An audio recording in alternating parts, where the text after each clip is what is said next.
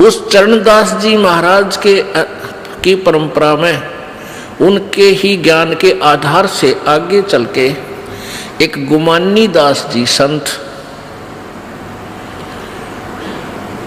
हुए। वो इस नित्यानंद महाराज के गुरुदेव थे। तो इससे सिद्ध हो गया कि ये कौन से कुएं का पानी है।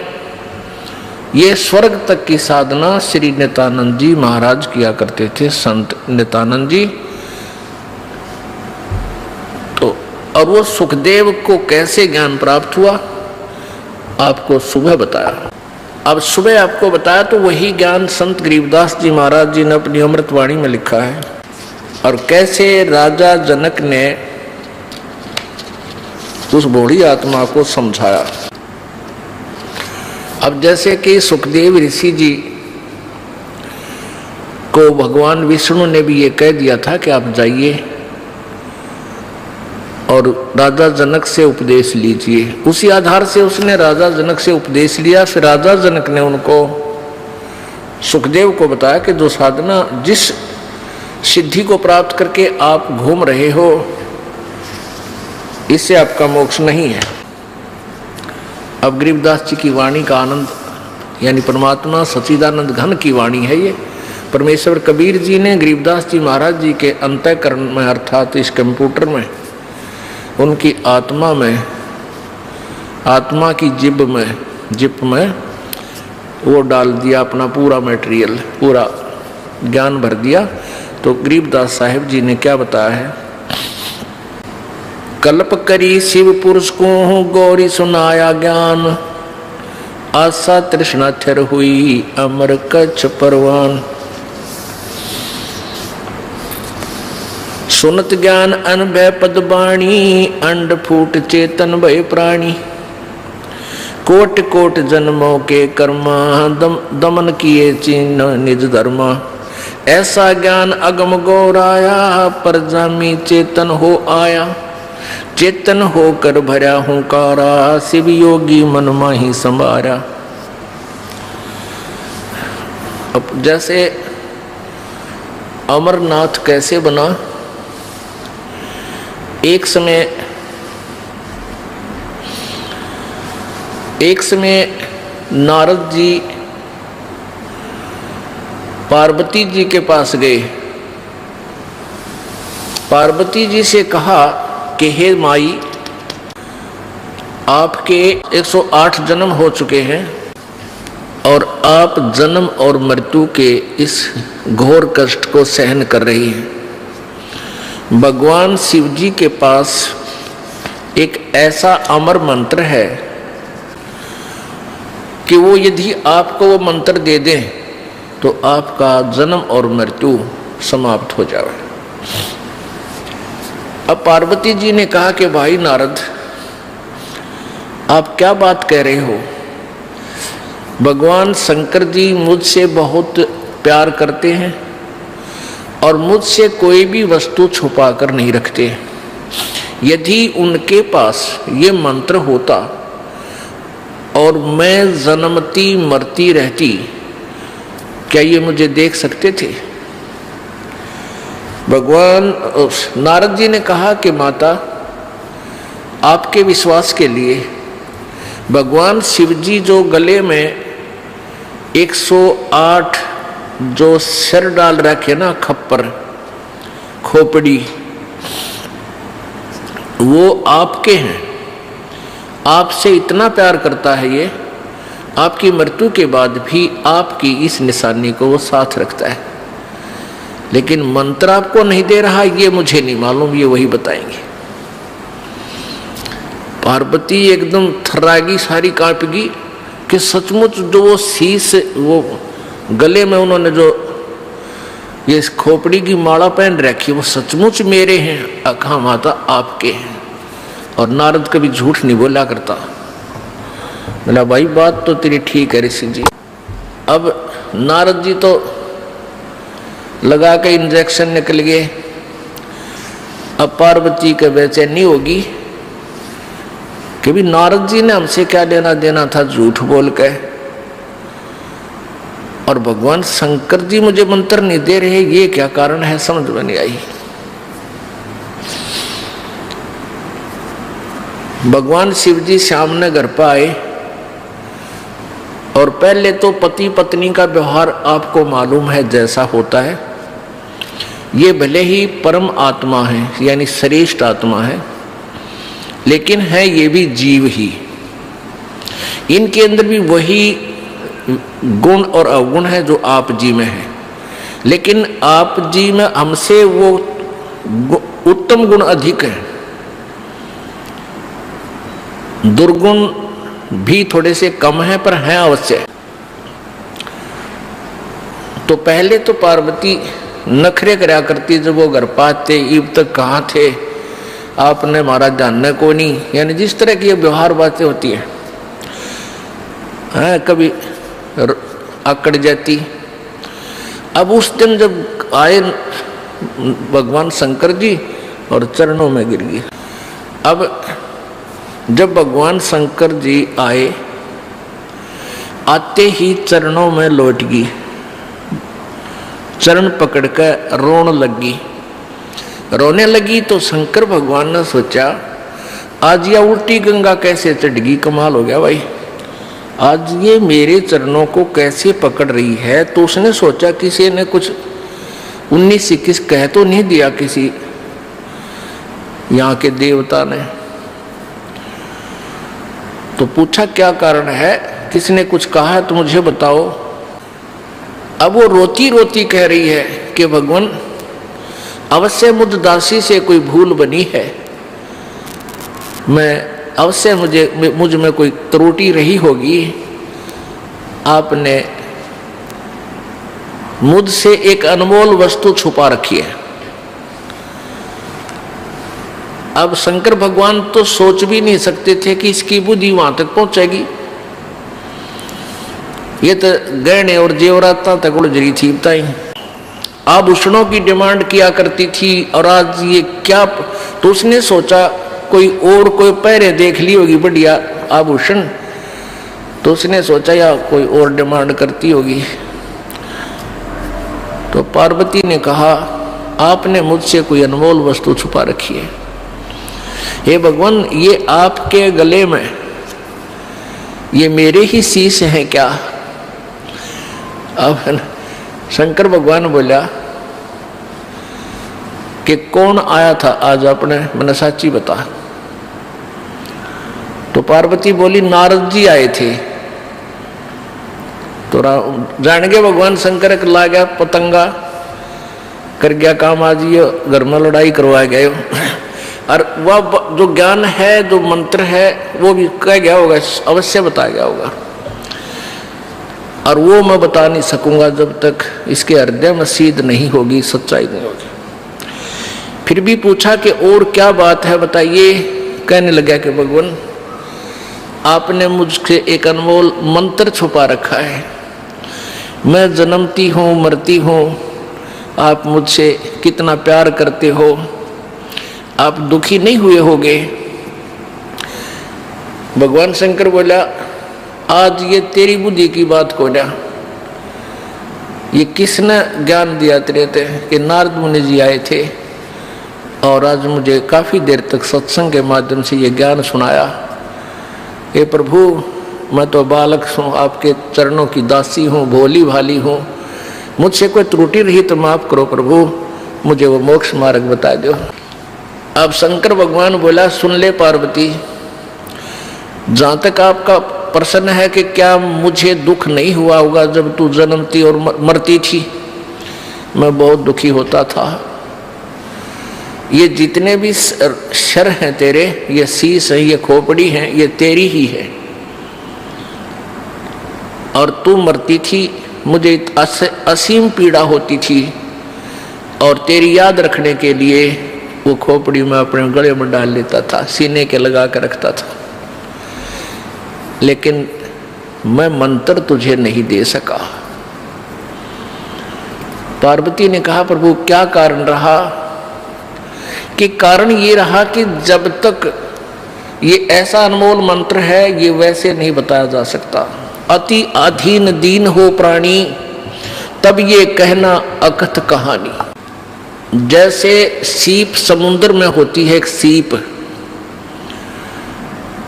जैसे शंख होते हैं ना, शंख ऐसी होती है चपटी सी, और उसमें मोती बनता है, एक जीव होता है, उस जीव के ऊपर कवर होता है ये शंख। तो आम देखे होंगे आपने, इससे मिलती जुलती लेकिन आकार दूसरा होता है, चपटा सा होता है। वो सीप जो होती है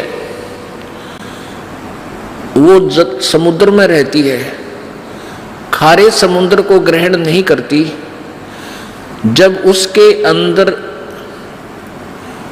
उसकी इच्छा होती है मोती बनाने की सीप के अंदर, तो समुद्र के ऊपरी सतह पर आती है, उसमें मुंह खोल लेती है ऊपर, और ऊपर से जब आसमान से वर्षा हो रही होती है उसमें से एक बूंद वर्षा की ग्रहण करके मुंह बंद कर लेती है, और फिर उसमें वो मोती बन जाता है। और सीप का मुंह खुला ना हो, सीप का मुंह बंद हो, और वो ऊपरी सतह पर हो, चाहे पूरा सावन बरस जा, कितना ही वर्षा हो ले, वो उसमें मोती नहीं बन सकते, क्योंकि वो वस्तु अंदर नहीं जा सकी। तो भगवान शिव जी ने कहा कि अभी तक तेरे अंतःकरण में डिमांड नहीं थी इस मंत्र के पाने की। आज जो तेरे अंदर प्रेरणा भरी है, ये नारद जी की वचनों ने, सत्संग ने आपके अंदर यह तड़प पैदा कर दी है, और इस तरफ से आज तेरा अंतःकरण का मुंह खुल गया। अब मैं ये ज्ञान दूंगा पार्वती तेरे को, अब तेरे अंदर जाएगी यह वस्तु। और उससे पहले यदि मैं तुझे कहता तू कान्ना पे कटाड़ा थी। मैंने बहुत बार आपसे कोशिश की समझाने की कि परमात्मा की भक्ति करनी चाहिए, प्रभु का मंत्र एक अनमोल मंत्र होता है, उसका जाप करने से मोक्ष होता है। आप टाल जाती थी, आप कह देती थी मुझे भगवान मिला हुआ, मुझे किसी की भक्ति की आवश्यकता नहीं है, मैं और किस भगवान की पूजा करूं। आप जो मेरे पति और 3 लोक के मालिक, दोनों भगवान, तो इसलिए पार्वती मैं चाह कर भी तुझे ये मंत्र नहीं दे सका। तो फिर कहा कि अब चल तुझे नाम दूंगा, एकांत स्थान पर चलेंगे, ये ऐसा मंत्र है किसी को नहीं बताना, थर्ड पर्सन को, और थर्ड प्राणी हमारी ये बात सुन भी नहीं ले, क्योंकि इस मंत्र को यदि कोई सुन लेगा, उसका जाप कर लेगा, उसमें बहुत सी सिद्धियां आ जाती हैं, और वो सिद्धियां पाकर फिर अपना ही शत्रु बन जाएगा हमका, भगवान शंकर कह रहे थे। इसलिए इसको ऐसे स्थान पर तुझे बताऊंगा कि कोई दूसरा ना सुन सके।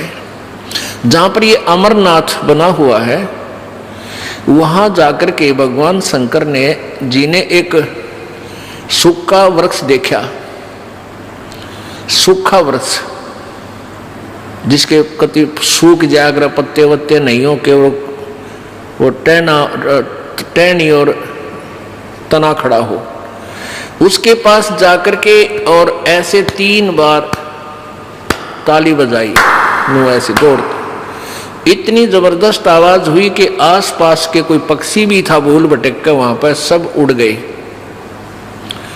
जीव जंतु दूर भाग गए। और वहां इसलिए बैठे थे, आसन लगाया था कि यहां कोई प्राणी भी आकर, कोई पक्षी बैठ भी जाओगा मेरी नजर पड़ जाएगी, और जहां पत्ते होंगे मैं नहीं देख सकूंगा। उसमें क्या था कि उसकी एक खोगर, एक बिल था उस वृक्ष के तने में, और उसमें तोते, मादा तोती ने अंडा दे रखा था, मादा तोते ने अंडा दे रखा, अंडे दे रखे थे। तो जो स्वस्थ अंडे थे वो तो भगवान शिव जी की ताली से और उनके वचन की कल्पना से कि यहाँ कोई अंडे भी हों वो भी स्वस्थ हो जा और पक्षी बनकर चले जा, ऐसा ही हो गया। उसमें एक अस्वस्थ अंडा था, वो नहीं स्वस्थ हो पाया उस भगवान की तारी से और उस कल्पना मात्र से। तो फिर भगवान शिव जी ने पार्वती से कथा सुनानी चाहिए, क्योंकि ये भगवान भी किसी और परमात्मा के विषय में जानकारी देना चाहते हैं और देते हैं। इनको भी पता है कि कोई और शक्ति है, लेकिन कंप्लीट ज्ञान इनको नहीं है। जैसा भी उनके ज्ञान था, लेकिन ये परमात्मा है, श्रेष्ठ आत्माएं हैं, पिछले जन्म के पुण्यकर्मी प्राणी हैं, तभी तो 3 लोक के ये प्रधान बने हुए हैं। अब जैसा शिव जी भगवान ने ज्ञान है वो पार्वती को बताना शुरू किया। क्या बताया कि नीचे मूल कमल है, मूल कमल में गणेश जी का वासा है, इसका ये मंत्र है। उसके ऊपर स्वाद कमल है, उसका ये मंत्र है। सावित्री और ब्रह्मा जी का वास है। और नाभि कमल में विष्णु और लक्ष्मी जी का वास है, इसका ये मंत्र है। ये ऐसे ऐसे जाप करो। और हृदय कमल में शिव जी का जाप, शिव जी का कमल है और इसका ये जाप है। और कंठ कमल में दुर्गा का ये मंत्र है, इसका ये जाप करो। ऐसे ऐसे चलते रहो, ऐसा दिखाई देगा। फिर आगे चल के ऐसा होगा, आगे जब उसमें पहुंचोगे वहाँ ऐसा होगा। उसका इतने कलर हैं, उसका ऐसा कलर है उस कमल का, उसके इतनी पंखड़ी हैं।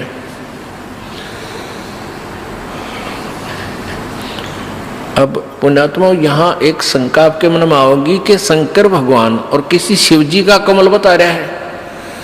यही ज्ञान बहुत देर से समझ में आओगा। अभी आप इतना ही सुनते रहो जैसा काम चलाओ सा, क्योंकि ये जो कमलों में रिफ्लेक्शन है ये इस काल भगवान का है, जो ये ब्रह्मा विष्णु शिव रूप में रहता है। इसलिए ये खुद कह रहा है कि इसमें शिव भगवान का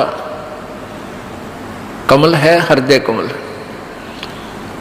और कंठ कमल में ये दुर्गा है। तो ऐसे भगवान शिव जी बता रहे हैं, मंत्र भी बता रहे हैं।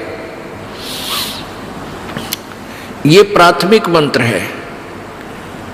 जिस भी संत या महंत भगत को यथार्थ ज्ञान प्राप्त हुआ है तो इस मंत्र से प्रारंभ हुआ है सभी का। ये मंत्र अवश्य जाप करने पड़े हैं। ये प्राथमिक मंत्र है और ये यहाँ का इनका फाइनल मंत्र है, ब्रह्मा विष्णु महेश तक का। जो ये 5 नाम हैं, जो आपको 7 नाम दिए जाते हैं, इनमें से बीच वाले जो 5 मंत्र हैं ये यहाँ के फर्स्ट एंड फाइनल। सारे मंत्र इन में कोई एक जप है, कोई 2 का जाप करे है, कोई 3 का कर ले है। उनको कंप्लीट रेसो नहीं, कंप्लीट चूर्ण नहीं है उनके पास, यानी वो पूरी दवाई नहीं बना पाए। ये तो कबीर परमेश्वर जी ने आके हमें बताई कि ये सभी मंत्र इकट्ठे ही ऐसे जाप होंगे तब ये पूर्ण दवाई बनेगी। तो भगवान शंकर जी पार्वती जी को बता रहे हैं और पार्वती जी को बता रहे हैं एक मूल कमल, रीढ़ की हड्डी, बैकबोन के लास्ट एंड नीचे, उससे अंदर की तरफ 2 उंगल ऊपर भगवान गणेश जी का कमल है। उसकी 4 पंखड़ी हैं, उसका ऐसा रंग है, उसका ये मंत्र है। ये जाप कर पार्वती। दूसरा उससे 2 उंगल ऊपर स्वाद चक्र है, सावित्री ब्रह्मा का जाप है, स्थान है, वास है, और उसमें ये मंत्र जाप कर पार्वती ऐसे ऐसे। वो कहते हैं और उसको तुझे ऐसा कलर दिखाई देगा, इसमें ऐसे अक्षर लिखे होंगे इन पंखड़ियां पर। वो कहती हाँ जी हाँ जी, क्योंकि ये भी पुण्यात्मा पिछले जन्म जन्मांतर की अच्छी साधक थी पार्वती, इसलिए शीघ्र ही इसकी आत्मा अंदर की तरफ सुरती चली गई और वो अपना देख रही है। उधर से क्या हुआ कि पार्वती जब पहुंच चुकी इस कंठ कमल की तरफ, इससे आगे को जब चलने लगी वो अचेत हो गई। उसको ऊपर कुछ प्रकाश आदि नजर आने लगा तो बोलना बंद हो गया, क्योंकि अंदर बहुत ज्यादा नज़ारे हैं, बहुत ज्यादा आतिशबाजियां हैं। हुआ तो बोलना बंद होगी, आतिशबाजी देखने लगेगी। उधर से जो तोते का अंडा गंदा था वो स्वस्थ होकर उसमें से पक्षी बन गया, तोता बन गया, पर जामे आई, उसका पंख जामे आई उत्पन्न होगी। और फिर वो कहने लगा हूँ हूँ हूँ। अब शंकर भगवान ने सोचा ये कौन आ गया भाई, पार्वती तो बोली नहीं रही और किसने सुन लिया हमारा ज्ञान। तो देखा उसकी तरफ, वो तोता बोल रहा था। अब जान गया तोता भी कि इतना गड़ेगा। अब वो उड़ लिया तोता उड़ गया, भगवान शिव जी पीछे पीछे, और तोता जाकर के व्यास जी की पत्नी के पास वो शरीर छोड़कर तोते वाला उसके गर्भ में पहुंच गया। जैसे आपको सुबह बताया था, जैसे प्रेत होते हैं, पितर होते हैं, जो पितर सतर्के होते हैं वो किसी भी के शरीर में प्रवेश कर जाते हैं और शांति पूर्वक बैठे रहते हैं। वो अच्छी आत्माएं हैं, किसी को सताना नहीं चाहती, वो शांत रहते हैं। और जो दुष्ट टाइप के व्यक्ति मरते हैं, खरपतवारी, खुरापाती, वह भूत बनते हैं। वो कुछ एक तो उनमें से एक आधा जो कुछ ठीक सी भक्ति रह जाती है, थोड़ी बहुत उनमें अंश, वो दूसरे वो तो फिर भी चुप रहते हैं। बाकी जो खुरापाती होते हैं वो स्वयं नहीं प्रवेश कर सकते किसी में। उनको ये अन्य जो जंतर मंत्र करने वाले होते हैं, ये अपने उस जंतर मंत्र के द्वारा किसी में प्रवेश कर देते हैं। वो तो फिर निचले टकन के हैं, कोने जिसमें पड़ जाएंगे, वो गद्दम गद्दा की तो कुछ कर रहे हैं, कि तो कुछ कर रहे हैं, सुनो अचेत कर देंगे, कि तो नू नू करेंगे बैठ के। वो निकम्मे टाइप के भूत होते हैं, मर्द प्राणी। तो ऐसे वो उसके पेट में पहुंच गया, व्यास जी की पत्नी के पेट में। और व्यास जी की पत्नी भी बहुत पुण्यकर्मी प्राणी थे। अब उनको छेड़ना भी भगवान शिव जी के बस की बात नहीं थी। तो उससे जाकर कहा कि हे व्यास की पत्नी, आपके पेट में मेरे ज्ञान का चोर आया है और इसने ज्ञान सुन लिया और ये अमर हो गया, और इसने तू बाहर निकाल, मैं इसने गढ़ूंगा, इसको जान से मारूंगा। ये कहीं मनुष्य शरीर प्राप्त करके इस मंत्र का कहीं आगे ना ज्ञान करवा दे किसी को। ये बहुत गुप्त मंत्र है, ये हमारे लिए घातक सिद्ध हो सकता है। अब वो व्यास की पत्नी कहने लगी, व्यास जी आगे क्या है भगवान, कैसे आना हुआ, सारी कहानी बताई। तो व्यास जी ने कहा कि भगवान, एक तरफ तो आप कह रहे हो कि अमर हो गया, और फिर नो को इसने मारूंगा। अमर को आप मारोगे कैसे, ये भोलेनाथ, अब यू कैसे मरेगा आपसे। शिव जी चला गया, भाई ठीक, बात तो तेरी भी ठीक है। अब ये प्रसंग सुनाते हैं, अब ये सच्चिदानंद घन की वाणी सुनाते हैं। शंखों देह धरी तन योनी, नो तत् के का बीज न भूनी, मोक्ष मुक्ति का लख्या न भेवा, बर में पुत्र व्यास सुख देवा। सतगुर मिला महादेव बंका, 84 की मिटी न शंका, 78 जन्म गौरी भरमाई, शिव को रुंड माला गल लाई। अर्ध शरीरी देवी गौरा, जिनका थीर भया ना भौरा, नारद मुनि उपदेश बखाना, गिरजा सुनो मोक्ष पद ज्ञाना। सुन हे देवी गौरा माई, 68 तीर्थ पर भी नाई, पिंड प्रदान किए कै बारी, खुली नहीं तेरी मुक्ति दुआरी। रुंडमाला शिव के गल माही, सो देवी तुम जानो नाही। रुंडमाला, इसने कहे, इसके ऊपर ये खोपड़ा बच जाता है, इसको रुंडमाला कहें, शीश। रुंडमाला शिव के गल माही, सो देवी तुम जानो नाही। तुमरा देवी रूप विशाला, शिव तो पैर रहे रुंडमाला, परले शंख असंकों जाही, अमर कथ शिव कल के माही। अमर कथ शिव है अनुरागी, तुम देवी गौरी दिल त्यागी, मूल मंत्र नहीं नाम सुनाया, ताते कल्प होवे तेरी काया।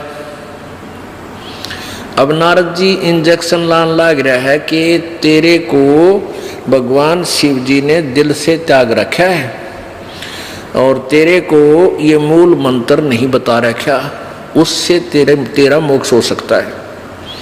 महादेव देवन पति देवा, जाकी करी न गौरी सेवा। अब पार्वती जब ये कहने लगी कि हे नारद जी, ऐसा नहीं हो सकता कि भगवान शिव जी मुझसे कुछ छुपा के रखें, मैं नहीं मान सकती। तो नारद जी क्या कह रहे हैं कि अभी तक तो आपने भगवान शिव जी को एक पति रूप में डील किया है, आज उनको गुरु रूप में डील करना। क्या बताते हैं? शिव है मोक्ष मुक्ति, महादेव देवन पति देवा, जाकी करी न गौरी सेवा। अब ये जो ज्ञान बोला जा रहा है ये पुराणों से है। अब ये जो सच्चिदानंद घन की वाणी यानी कबीर परमेश्वर की वाणी है जो गरीबदास जी बोल रहे हैं, ये गरीबदास जी की के सतर का ज्ञान नहीं है जो पार्वती और नारद जी की वार्ता हुई वो बताई है। नारद जी को कितना ज्ञान है, ये शिव जी को महादेव और देवताओं के भी देवता मानते हैं, वो अपने सतर से बोल रहा है। यहाँ निर्णय आगे देंगे गरीबदास जी इसका।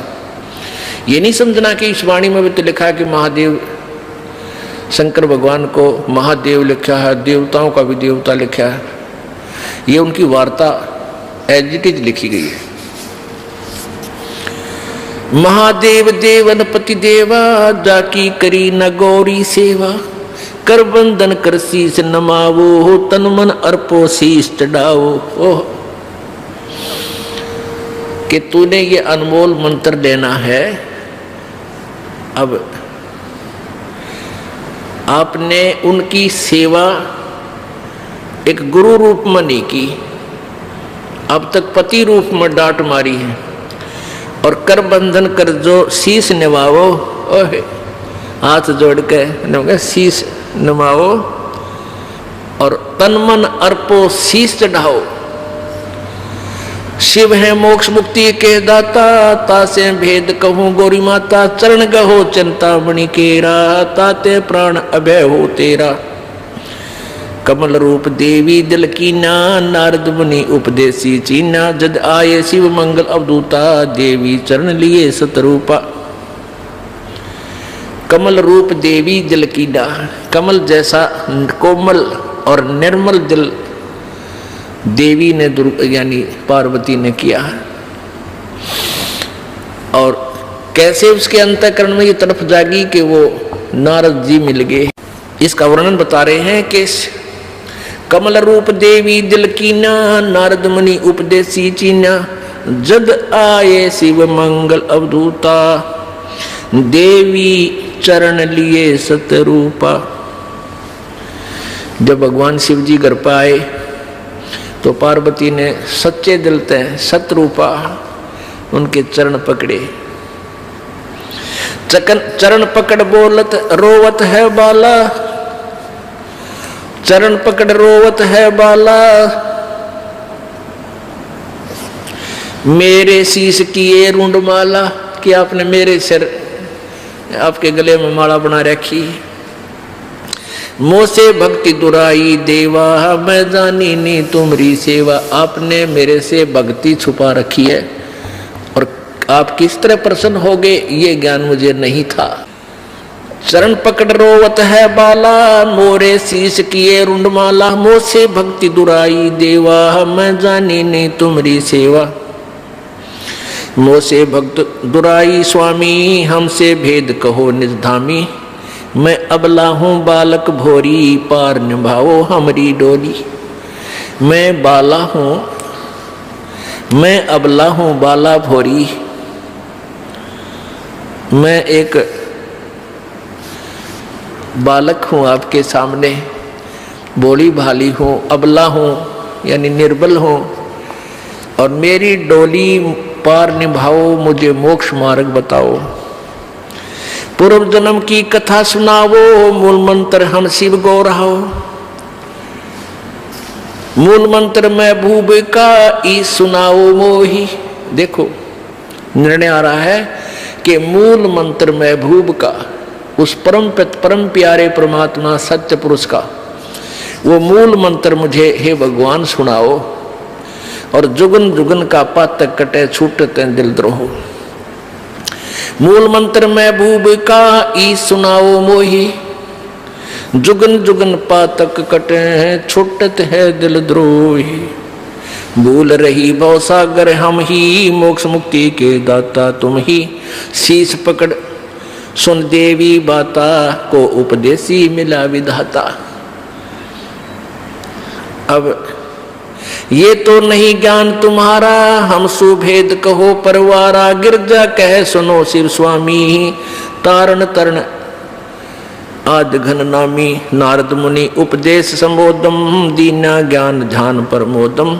शिव समर्थ बोले हैं जब ही, गौरी ज्ञान सुनाया तभी। अब भगवान जब वो पार्वती जी भगवान शिव के चरणों में लेटी हुई थी, उसका सिर पकड़ के बैठाया कि बैठ, ये तेरे सतर का ज्ञान नहीं, नो बता आज कौन मिला ऐसा भगवान आत्मा जो तेरे अंदर यह प्रेरणा पैदा कर गया मालिक पाने वाली, जो मैं युगों से नहीं कर सका। तो क्या बताती है, क्या कहते हैं भगवान शिव, शीश पकड़ सुन देवी बाता को उपदेशी मिला विधाता। कि ऐसा कौन भगवान मिल गया, विधाता मिल गया, तेरे मन में फेर गया, तू तो क्यों करे भी ना सुन की थी मेरी बाता ने। शीश पकड़ सुन देवी बाता को उपदेशी मिला विधाता। ये तो ना ही ज्ञान तुम्हारा, मोह से भेद कहो परवारा। कि तेरी बुद्धि का ज्ञान कोई नहीं जो आज तू बोल रही है। गिरजा कह सुनो शिव स्वामी, तारण तरण आद घर नामी। अब वो गिरजा बताती है कि कौन मिला। नारद मुनि उपदेश समोदम, दीना ज्ञान ध्यान प्रमोदम। कि नारद जी मिले थे। तो भगवान शिव जी कहे बुलाओ नारद जी का, आज तेरी बुद्धि तो पलट गई ना, कद्दे भी ना सुना थी बाता ने। शिव शिव समर्थ बोलत है जबी, गौरी ज्ञान सुनाया तभी। कोट कल्प प्रलय जुग बीती, ज्ञान दान सभी परचीती। तुमरा मन नारद मुनि फेरा, सुनो ज्ञान तुम गौरी मेरा। बनखंड चलो गौरी दीवानी, पंछी सुने न हमारी बानी। के बनखंड में चलो, वहां को पक्षी भी हमारी बात ना सुन सके। जब शिव कर से लाई तारी, उड़ गए पंछी नर और नारी। जहां एक सूख्या तरवर ताक्या, शिव को आसन तावा रखा। जहां सूखा एक तरवर ताक्या, ताक्या कर ताकना अर्थ होता है बहुत चोर नजर से देखना। तकना कहते इसने तू तकना नहीं चाहिए, देखना जरूर चाहिए। जैसे कहते हैं भाई तू ऐसे इधर किसी घर की तरफ तके था। तकना एक चोर नीति नजर से और देखना एक स्वाभाविक नीति से। तो ऐसे चोर नजर से ताक्या देखा कि कौन सा स्थान हमें ठीक सूटेबल रहेगा जहां कोई पक्षी भी ना आ जाए। जहां एक सूखा तरवर ताक्या, शिव को आसन तावा रखा। जहां एक गंध अंड तिस माही, तिस जानत है समर्थ साई। उसके अंदर एक गंदा अंडा पड़ा था उस खोखर में, उस वृक्ष की खोगड़ में। जुग असंग कल्प भर माया, पूर्व जन्म कोई पिछला आया। अब तुम सुनो गौरी मेरा ज्ञाना, आसन मुख कर कूट ईशाना। आसन पदम लगावो गौरा, मेर दंड सूदा कर बोरा। अब देखो कहां तक बता रहे हैं कि वो गंदा अंडे वाली आत्मा जो सुखदेव बना, कहते उसका शंख जन्म का कोई पुण्य कर्म आगे आ गया और वो गंदे अंडे वाली आत्मा में वो जीवात्मा पड़ी थी। अब ऐसा संस्कार होता है जैसे कई जीवात्मा गर्भ में मर जाते हैं मां के पेट में, उनका ऐसा संस्कार था, वहां ही मरना था। ऐसे ही जब